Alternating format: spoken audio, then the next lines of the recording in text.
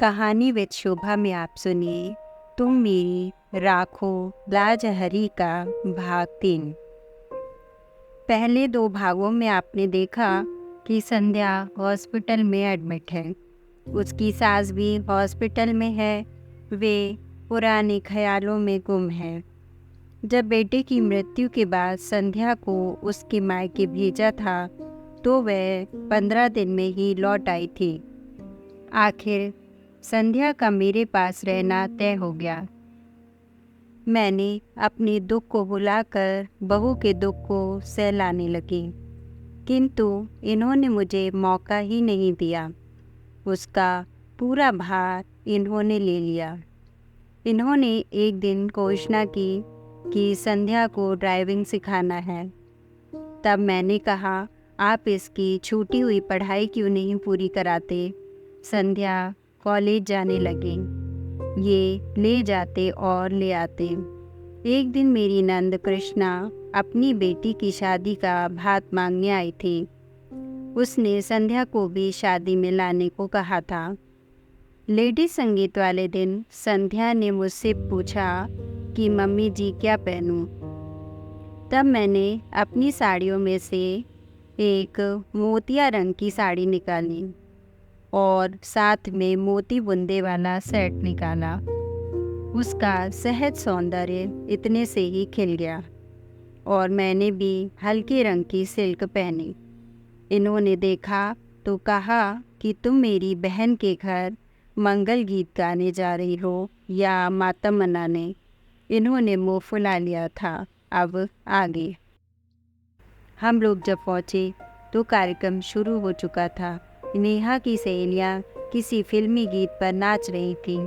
हम लोगों के पहुँचते ही कुछ क्षण को नृत्य रुक गया। सबकी आंखें संध्या की ओर उठ गईं। उन आंखों में कौतूहल था, करुणा थी, ईर्ष्या थी और उपहास भी। कृष्णा ने आगे बढ़कर मुझे अंक में भर लिया और वरिष्ठों की पंक्ति मिलाकर बिठा दिया। संध्या असमंजस में थोड़ी देर तक खड़ी रही, फिर चुपचाप मेरे पास आकर बैठ गई। वहाँ इतनी सारी लड़कियाँ थीं, पर किसी ने यह नहीं कहा कि भाभी मेरे पास आकर बैठो। कृष्णा की दोनों बहुओं ने उससे बात भी नहीं की और नेहा तो मानो दूसरी दुनिया में विचर रही थी। उसकी सगाई के दिन संध्या ने उसे तैयार किया था, पर आज उसे हेलो कहने तक की फुर्सत नहीं थी। मुझे एक और प्रसंग याद आया। मनीष की शादी के 2 महीने बाद ही नरेश की शादी हुई थी। उस समय संध्या नई नवेली दुल्हन थी, पर सबके अनुरोध पर वह इतना अच्छा नाची थी कि मेरा कलेजा गज भर का हो गया था। और आज जैसे वह उस बिरादरी से बहिष्कृत हो गई थी। करीब 9 बजे के आसपास इन्होंने मुझे बुलाया। बोले, ये गाना बजाना तो शायद 12 बजे तक चलेगा। मैं निकलता हूँ। सुरेश या नरेश कोई तुम लोगों को छोड़ देगा। आपका खाना पुरुषों की पंगत हो चुकी है। अब तुम लोग आराम से खाती पीती रहना। तभी देखा संध्या मेरे पीछे आकर खड़ी हो गई है। धीरे से बोली, मम्मी जी, मैं भी पापा के साथ चली जाऊँ? एक क्षण मन में दुविधा सी हुई, पर मैंने देखा उसकी आंखें एकदम डबडबाई सी हैं। लगता था अब बरसी की तब बरसी। जाओ, मैंने कहा और वे दोनों चले गए। वापस आकर बैठी तो कृष्णा की ननंद ने पूछा, बहू रानी चली गई? हाँ, मैंने कहा और अनायास मेरा आक्रोश फूट पड़ा। बैठकर करती भी क्या? ना उसे मेहंदी रचानी थी, न महावर लगवाना था, न गाना गवाना था, न ठुमकी लगानी थी। जिसके लिए आई थी वह अपने में ही मगन है। उसने भाभी की ओर झांका भी नहीं। सुरेश, नरेश की बहुएं उससे ऐसे छिटक रही थीं जैसे छू जाएगी तो कोई अनर्थ हो जाएगा। इतनी लड़कियां हैं यहाँ पर, किसी ने पास बैठने तक के लिए नहीं कहा। बेचारी बड़ी बूढ़ियों के बीच बैठी रही। वह तो आने के लिए कतई तैयार नहीं थी। मैं ही जबरदस्ती लेवा लाई और अब पछता रही हूँ। नाहक उसके घाव हरे कर दिए। और यह सब कहते हुए मैं पता नहीं कब सुबकने लगी। घाव संध्या के ही नहीं, मेरे भी हरे हो गए थे। मनीष की मृत्यु का यह नया पहलू अपने भयावह रूप में मेरे सामने आया था और मैं दहल गई थी। उधर कृष्णा की जेठानी बनबना रही थी। शादी वाले घर में रोकर असगुन कर रही है।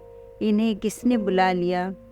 मैंने बुलाया, कृष्णा ने कड़क कर कहा। भाभी है मेरी, नहीं आ रही थी, फिर भी मैं जिद करके लाई हूँ। क्या पता था? प्लीज़ कृष्णा, मैंने उसका हाथ पकड़ लिया। मैं पहले ही बहुत शर्मिंदा हूँ, मुझे और शर्मिंदा मत करो। इसके बाद महफिल तो एक तरह से उखड़ ही गई थी। फिर भी खाते खिलाते 11 बज गए। उन लोगों ने शादी के लिए एक वैन ले रखी थी, उसी से सबको घर घर छोड़ा।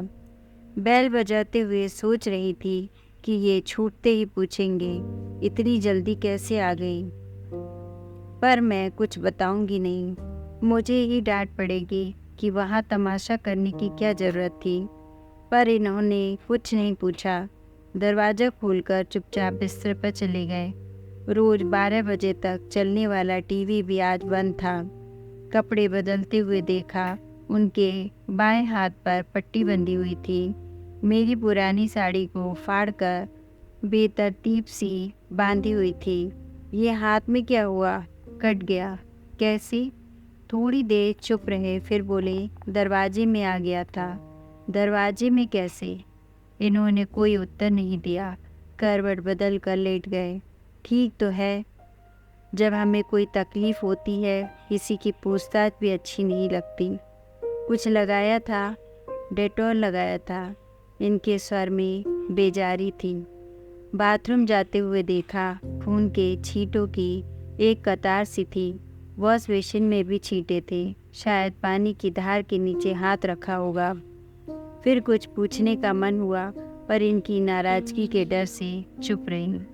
बाल्टी में साबुन घोलकर मैंने पूरे फर्श पर पोछा सा लगा दिया।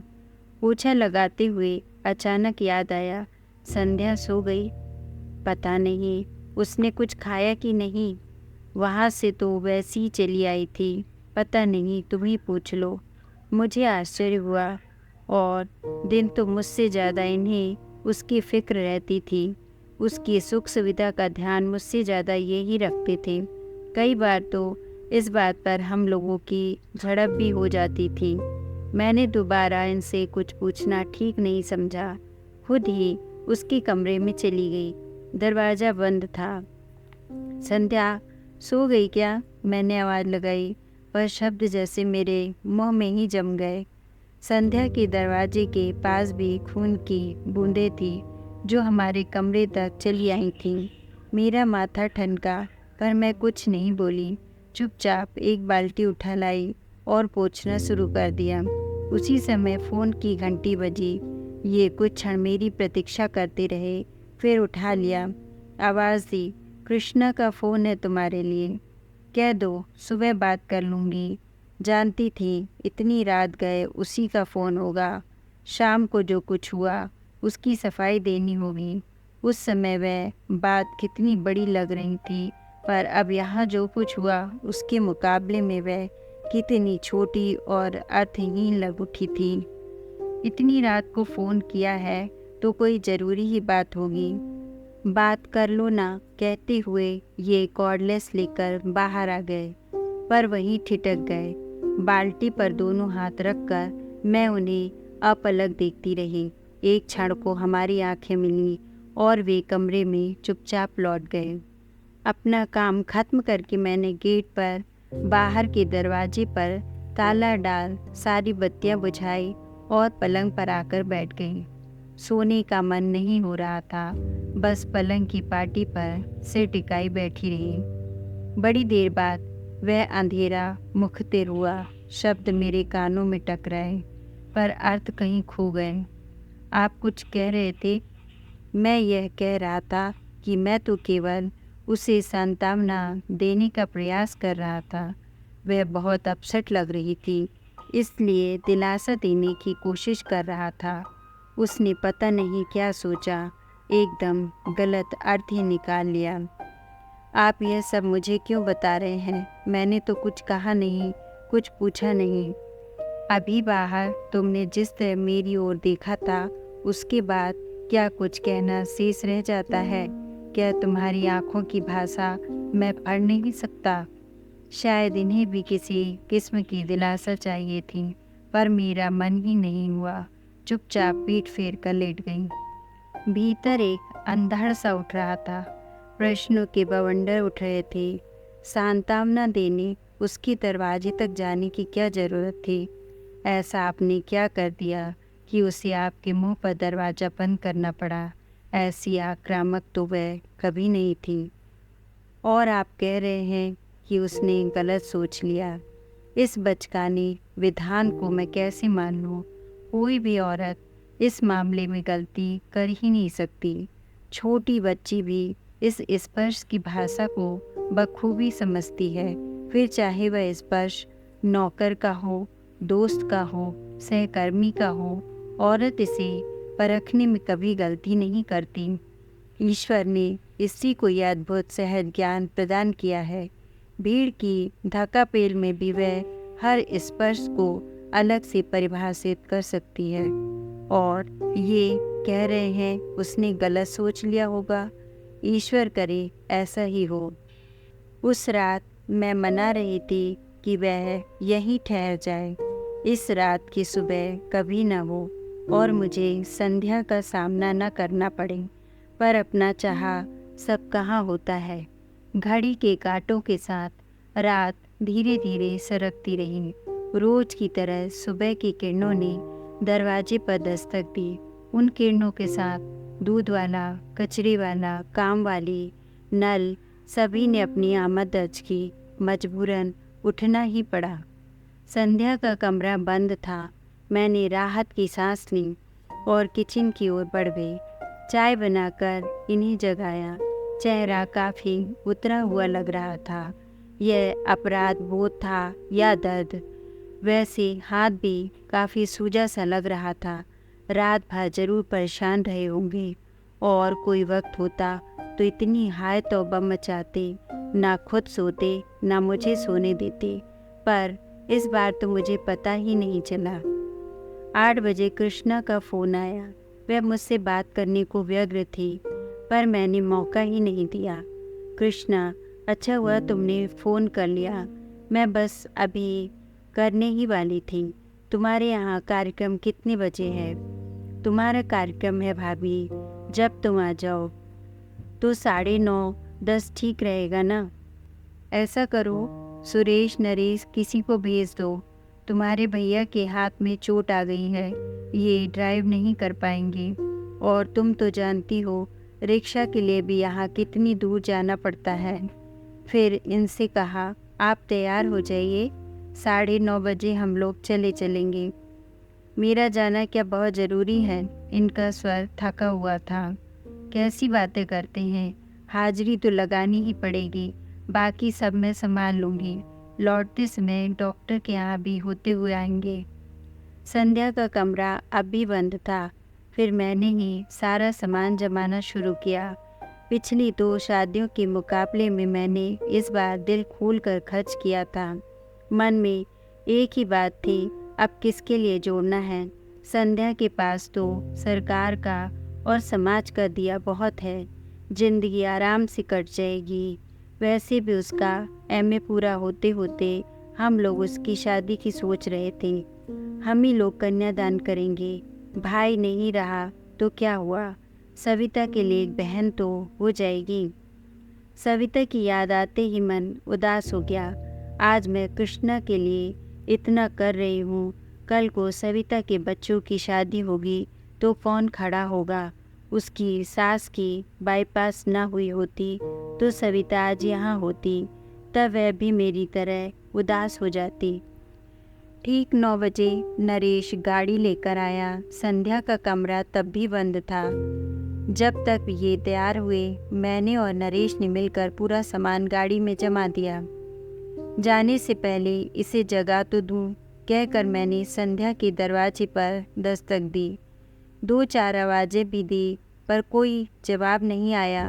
क्या बात है, इतनी देर तक तो कभी सोती नहीं है। पहली बार मुझे थोड़ी चिंता हुई। नरेश, कल रात वहाँ से लौटकर कमरे में जो गई है तो बाहर ही नहीं निकली, कहीं तबीयत तो खराब नहीं है? नरेश का चेहरा फक पड़ गया। आजी जी के स्वर में बोला, मामी जी, कुछ ऐसी वैसी बात हो गई तो प्लीज़ हमारा नाम मत लीजिएगा। मम्मी बता रही थी कि कल कुछ लफड़ा हो गया था। आप तो जानती हैं, शादी ब्याह में यह सब चलता ही रहता है।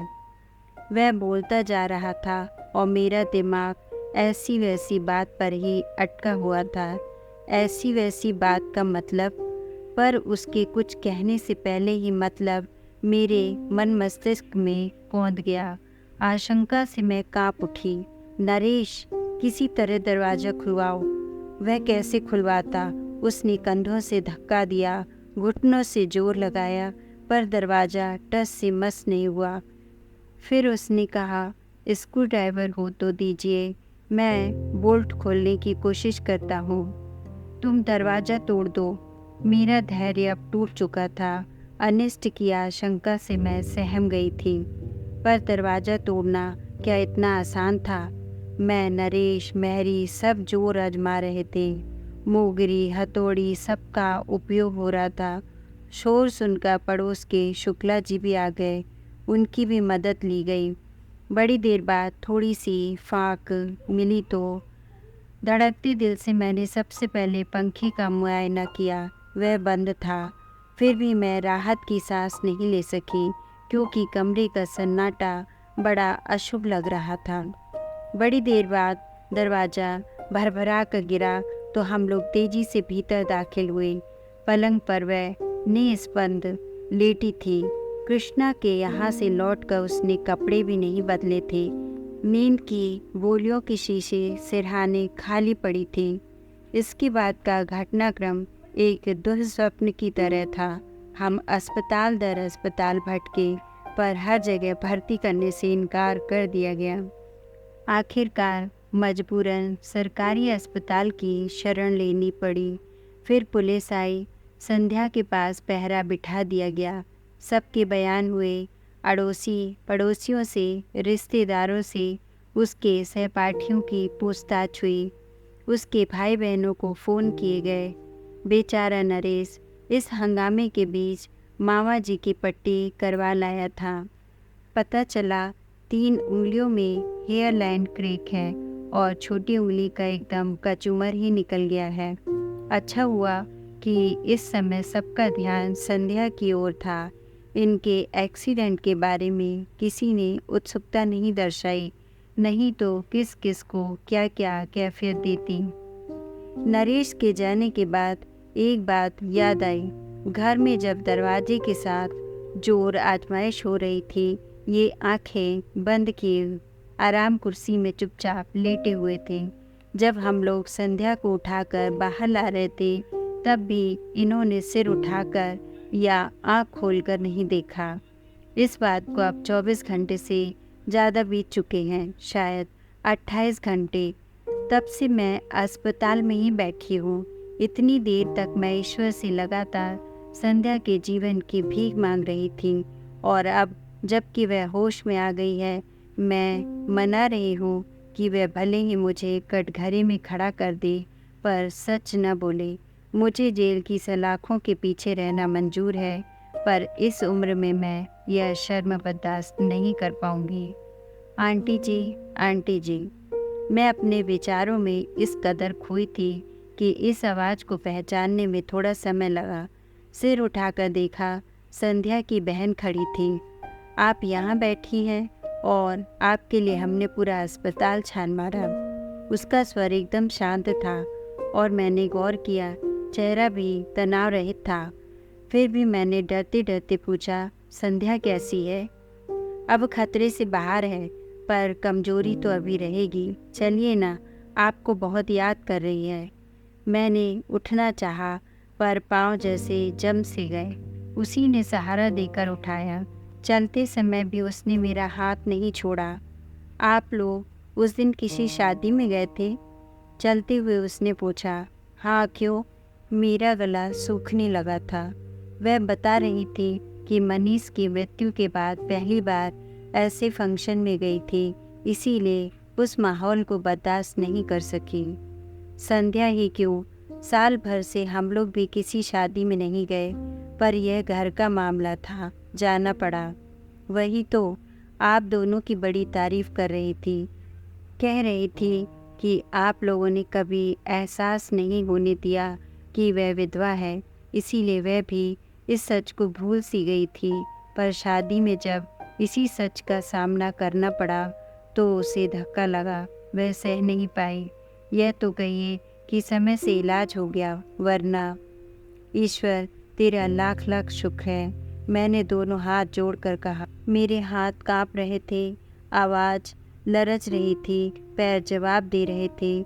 2 दिनों की भूख, प्यास, अनिद्रा और दुश्चिंता सब एकदम मुझ पर हावी हो गए। 2 कदम चलना मेरे लिए दूभर हो गया। लड़खड़ा कर मैं वहीं एक बेंच पर धम्म से बैठ गई। मुंह से बस इतना ही निकला, थैंक यू संध्या।